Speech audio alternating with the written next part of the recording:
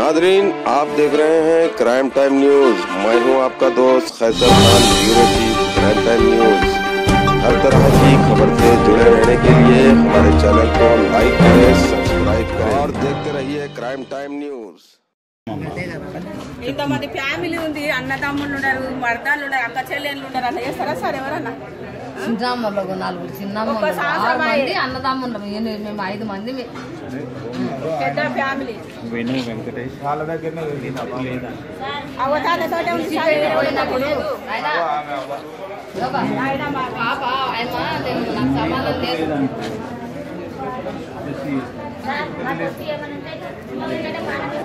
పానాలు తీసడానికి అట్లా ఉండదు.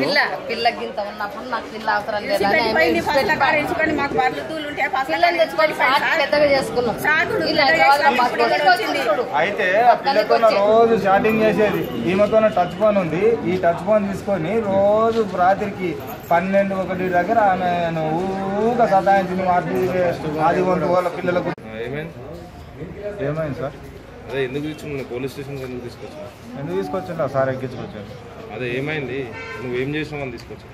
ఏం చేసినా నాకేం చెప్పలేదు సార్. సార్ మీ పాపను అత్యాచారం చేసినామని కంప్లైంట్ చేసిండ్రు మీ భార్య. మీ పాప మరి నిజమేనా కాదా? అబద్ధం సార్. మరి మీ పాప అట్లా ఎందుకు చెప్తుంది నీ మీద? ఎందుకు చెప్తుందో మరి ఇప్పుడు ఆయన వస్తే తెలుస్తుంది. ఎక్కడ వస్తుంది? అమ్మాయి లోపలే ఉంది. లోపలే ఉంటే మరి లోపల ఇది చేస్తారు కదా విచారం. అసలు ఎందుకు వచ్చింది మీ ఇంట్లోకి వెళ్ళి? 10th క్లాస్ ఎగ్జామ్ అయిపోయింది సార్. 10th క్లాస్ ఎగ్జామ్ అయిపోయింది. 10th క్లాస్ ఎగ్జామ్ రాస్తుండే అక్కడనే ఫస్ట్ చిన్న కుంటలో వాళ్ళ అవ్వతాతతో దగ్గరే ఉండే ఆమె. వాళ్ళ అవ్వతాత దగ్గర ఉంటే ఆ నుంచి ఏమైంది, వాళ్ళ అవ్వతాత అబ్బా పిల్ల ఎడవిల్ల అయింది, ఏమో పిచ్చి పిచ్చి పనులు చేస్తుంది, అంతే ఏమేమో పిచ్చి పిచ్చి చేష్టాలు చేస్తుంది, ఈ పిల్ల పెద్ద పిల్ల అయినప్ప నేను మా దగ్గర వద్దు, నీ పిల్లని నువ్వు తీసుకపో, నువ్వు ఆడ పిల్ల ఏడా అంటే రేపు పొద్దున ఏమైనా మాకు అపకీర్తి వస్తుంది, నీ పిల్లని నువ్వు తీసుకపో అని చెప్పాను. నేను ఎప్పుడు చిన్నప్పుడు 6 సంవత్సరాల కింద పంపించాను. నేను అక్కడ సాగర్పేట ఇక్కడ పనిచేసేటప్పుడు పంపించిన అమ్మాయిని. ఆ నుంచి ఇక్కడ వాళ్ళ అవతాతలతో. ఏ ఊరు? మా చింతకుంట. నేను హుజూర్నగర్ సాగర్పేటలో పనిచేస్తుండే. ఆ నుంచి పంపించిన వాళ్ళ అవతాతల దగ్గరనే 9వ తరగతి వరకు చదువుకున్నది. 9 చదువుకున్నాక అప్పుడు ఏమైంది, 9 చదువుకున్నాక 9వ తరగతి అప్పుడు 9 పాస్ అయినాక ఇంకా నీ బిడ్డ ఇట్లా అంత పిచ్చి పిచ్చి కష్టాలు చేస్తుంది, వాళ్ళ తాతకే ఎదురు మాట్లాడుతుంది, బువ్వ పెట్టేటోళ్ళకి ఎదురు మాట్లాడుతుంది, అట్లా ఇట్లా చేస్తుంది, ఇదంతా సరిపోదబ్బా నీ పిల్లని నువ్వు తీసుకోపో అని మా అమ్మ, మా అమ్మ, మా నాయన, మా తాత, మా అక్కలు అందరూ ఫోన్ చేసి తీసుకొచ్చిన. ఇక్కడ చదువుకుంటుంది మంచిగా చదువుకున్న రోజులు చదువుకునే మంచిగా 10th క్లాస్ ఎగ్జామ్ రాసింది, అంతా రాసింది. 10th క్లాస్ ఎగ్జామ్ రాసినాక రోజు పొద్దున 7:30కు పోతుండే స్కూల్కు. 7:30కు పోయి 11 వరకు ట్యూషన్ చదువుకుంటుండే. వచ్చింది. నేను అడిగిన ఎందుకమ్మా ఇన్నేళ్ళు రాంది ఇప్పుడు ఎందుకు వచ్చినావు అని అడిగితే ఆ పాప నాతోనే ఏం చెప్పలేదు. చెప్తే నువ్వు చచ్చిపోతావు అన్నది. ఇప్పుడు ఇంతకుముందే చచ్చిపోయినా, చచ్చిన దానికి ఇంకేం చంపుతావులే చెప్పు అని అన్నా. అంటే నీ మొగుడు నాకు నా జీవితాన్ని నాశనం చేసిండమ్మా అని అన్నాను. ఇంకా పొద్దునకి నేను మాట్లాడతాను. మరి నేను సాయంత్రం ఎందుకు తెంకపోయింది నీతో? నీ వల్ల అయితలేదు కదమ్మా, నేను చూసుకుంటాను అని చెప్పేసి వెళ్ళిపోతే ఊరు అది దూరం ఉంది కదా సార్. ఆడ ఉన్నింది పిల్ల. ఆడెవరో హెల్ప్ చేస్తామని అన్నారంట పిల్లకి. అయితే ఆడికి వెళ్ళిపోయింది. అంటే ఆ పిల్లగాడే మాకు పట్టించిండు, ఫోన్లలోనే పట్టించిండు సార్.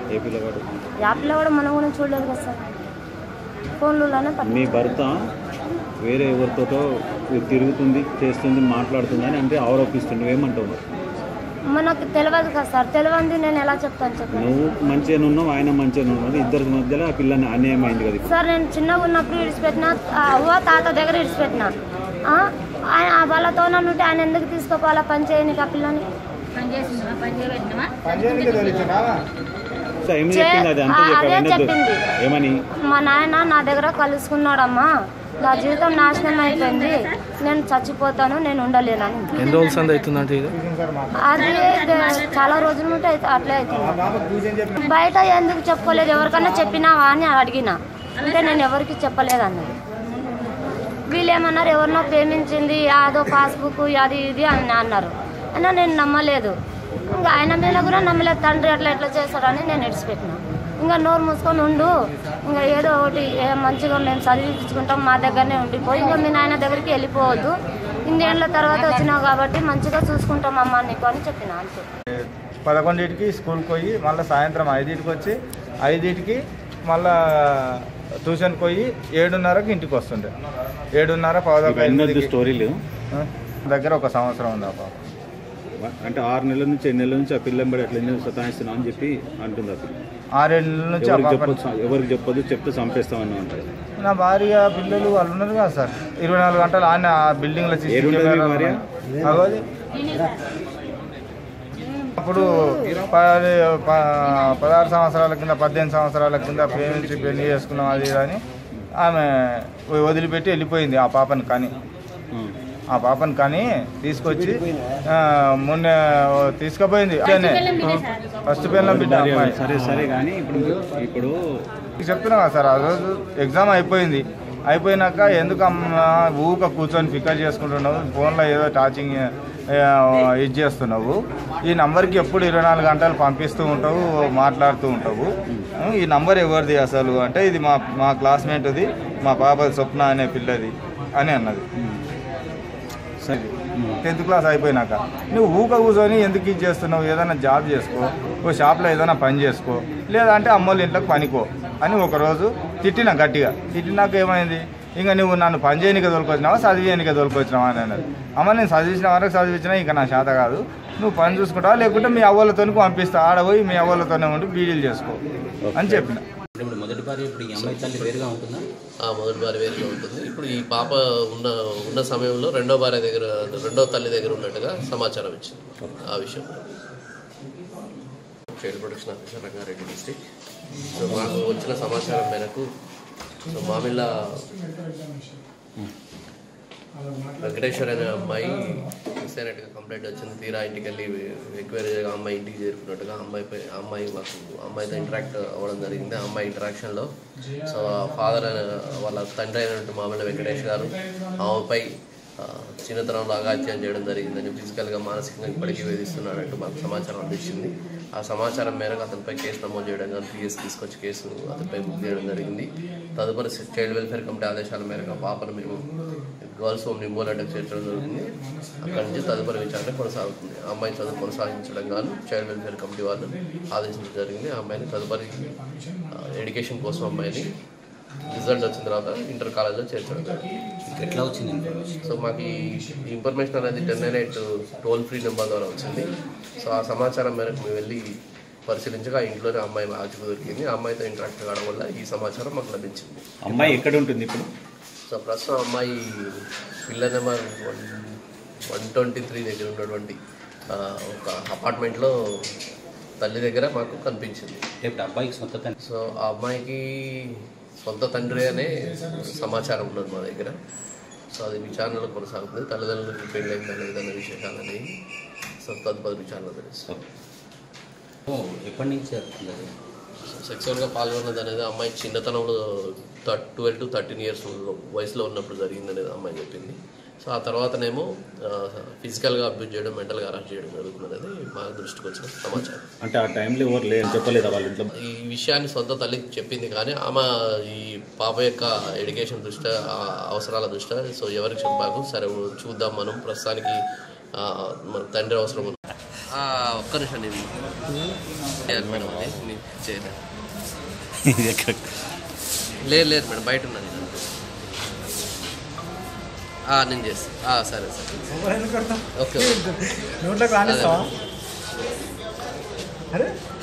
ఒక్క పిక్ పెడతారా మేడం? ఒక్క పిక్ పెట్టరా? అది ఒక్క పిక్ పెడతాను మేడం స్కానర్.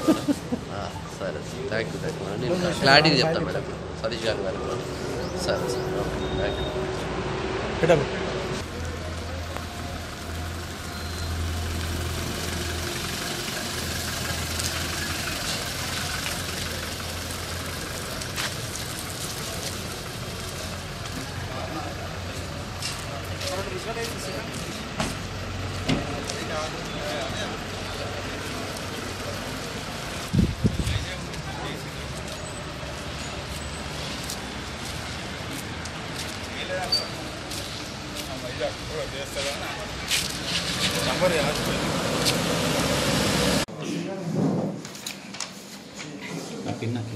ఈరోజు రాజేంద్ర నగర్ పోలీస్ స్టేషన్ పరిధిలో రంగారెడ్డి జిల్లా డిస్టిక్ చైల్డ్ ప్రొటెక్షన్ ఆఫీసర్ అయిన శ్రీ దేవేంద్రచారి గారు ఒక దరఖాస్తు ఇవ్వడం జరిగింది. దీని ప్రకారం వారికి వచ్చిన చైల్డ్ హెల్ప్ లైన్కి వచ్చినటువంటి దరఖాస్తు ఫిర్యాదు మేరకు వాళ్ళు విక్టిమ్ గర్ల్ వాళ్ళ ఇంటికి రాజేంద్ర నగర్ ఏరియాలో నివాసం ఉండే వాళ్ళ ఇంటికి వెళ్ళి ఆ అమ్మాయిని విచారించిన తదుపరి ఆ అమ్మాయి యొక్క భయాన అనుసరించి ఆ అమ్మాయి ప్రస్తుతం 16 సంవత్సరాల వయసు ఉంటుంది. ఆ అమ్మాయిని వాళ్ళ సొంత తండ్రి శారీరకంగా హింసిస్తున్నట్లుగా, మానసికంగా వేధిస్తున్నట్టుగా, సెక్షువల్ అసాల్ట్స్ ఆమె మీద జరిపినట్టుగా ఆ అమ్మాయి అధికారులకు తెలపడం జరిగింది. ఆ యొక్క ఫిర్యాదును అనుసరించి డిస్ట్రిక్ట్ చైల్డ్ ప్రొటెక్షన్ ఆఫీసర్ గారు దేవేంద్రచారి గారు ఆ అమ్మాయి వాళ్ళ తండ్రి మీద ఒక దరఖాస్తు ఇచ్చినారు. ఆ దరఖాస్తు మేరకు కేసు నమోదు చేసుకొని దర్యాప్తు చేస్తూ ఉన్నాము. ఈ అమ్మాయిని చైల్డ్ వెల్ఫేర్ కమిటీ రంగారెడ్డి జిల్లా వారి ముందు హాజరుపరిచి అబ్జర్వేషన్ హోమ్కి పంపడం జరుగుతుంది. తదుపరి విచారణలో మరిన్ని విషయాలు చెప్పడం జరుగుతుంది. లేబర్ పనిచేస్తారు, జూబ్లీస్లో ఉంటూ వాచ్మెన్గా పనిచేస్తూ ఉన్నాం.